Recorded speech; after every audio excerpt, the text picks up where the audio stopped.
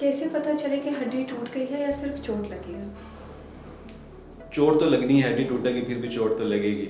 लेकिन अब यह है कि अगर सीवियर ट्रॉमा होगा, सॉफ्ट टिश्यू के साथ साथ बोन की इंजरी भी हो सकती है। अब उसमें कुछ तो क्लिनिकली आप देखेंगे, असेसमेंट पे कुछ आइडिया हो जाएगा। एक तो ये होता है कि आम तौर पे जो सॉफ्ट टिश्यू का पेन कई दफ़ा उतना सीवियर नहीं होता, लेकिन अगर बोनी इंजरी फ्रैक्चर साथ है तो सीवियर इंटेंसिटी होगी पेन की।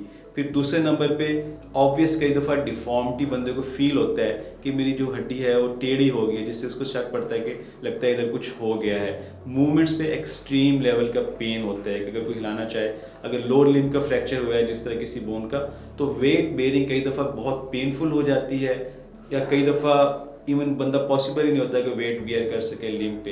तो ये कुछ फीचर्स होते हैं जो सजेस्ट करते हैं कि लगता है कि फ्रैक्चर या बोनी इंजरी हो गई है। लेकिन उसको कंफर्म करने के लिए डेफिनेटली हमें एक्सरे की तरफ जाना पड़ता है। एज सुन एज हम एक्सरे करवाएंगे तो चीज़ कंफर्म हो जाएगी कि either it is just a soft tissue injury, कि सिर्फ सॉफ्ट टिश्यू का पट्टे का चोट थी, या साथ बोनी इंजरी फ्रैक्चर भी है।